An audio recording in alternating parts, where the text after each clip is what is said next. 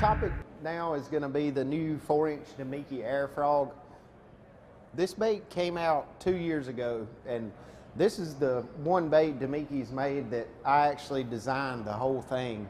They came out with wanted to come out with a frog bait, a soft plastic frog like a ribbit or something like that, and we were playing with it at ICAST 2 years ago down in Orlando, and I started playing with it and looking at it, and it was just a solid frog, just like a ribbit or a Zoom horny toad or any other soft plastic frog on the market.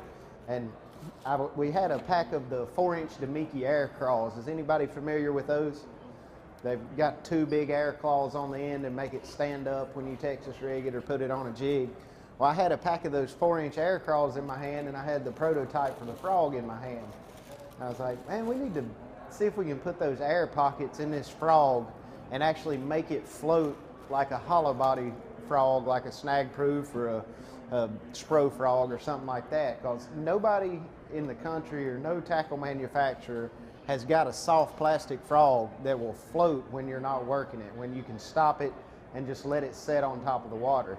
So that night I took a pair of scissors and an X-Acto knife, and I cut the claws off of the 4-inch air crawl and cut a big hole out of the frog and glued those two air claws on top of that prototype frog, and it would float a 5/0 hook. And I was like, man, that's pretty cool there. So we came up with a design based on that. Once those fish get on the bed and you've got a wave or two that have already spawned and there's a lot of fish up shallow, that's when I'll start throwing this air frog and trying to cover water when I think they're post-spawn fish.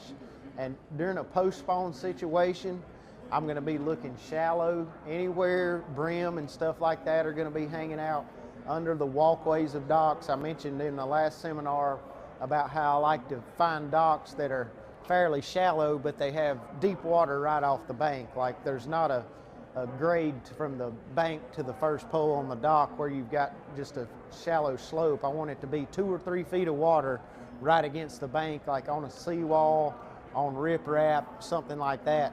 And I'm going to take this frog and I'm going to skip it under the walkway of that dock in the shade of it, and I'm just going to let it sit there, flip over, and I'm going to work it like a pop-R and just pause it, fish it kind of slow under those high percentage places like the walkways of those docks.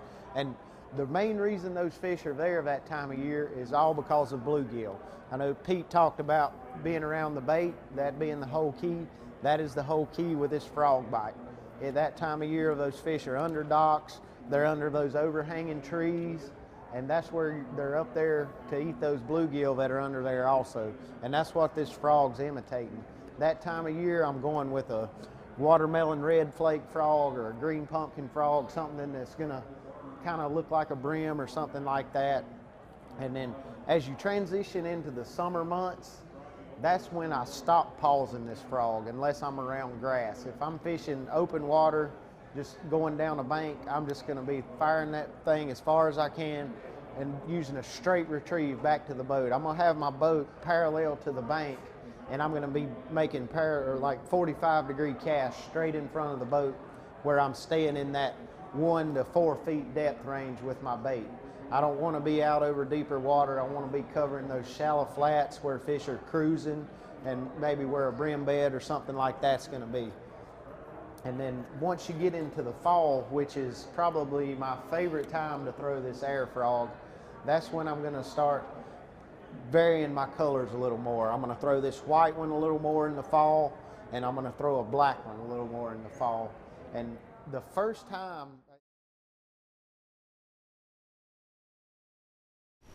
I hope you enjoyed the preview clip, and for more like that and the entire collection, subscribe to the Bass University TV.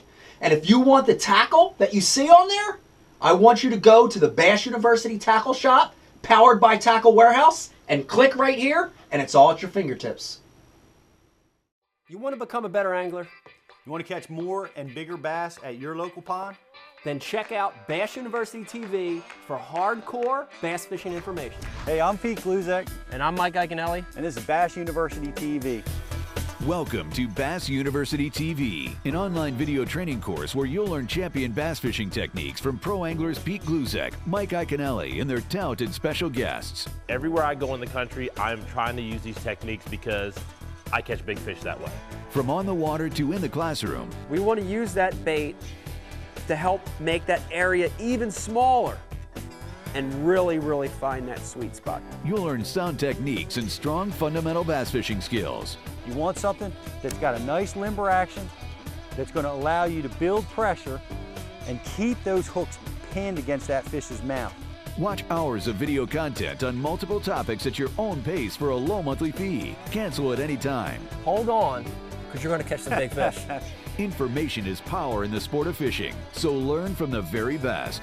That's a key theory in all of fishing. Subscribe to Bass University TV today. Man, does it trigger a lot of strikes.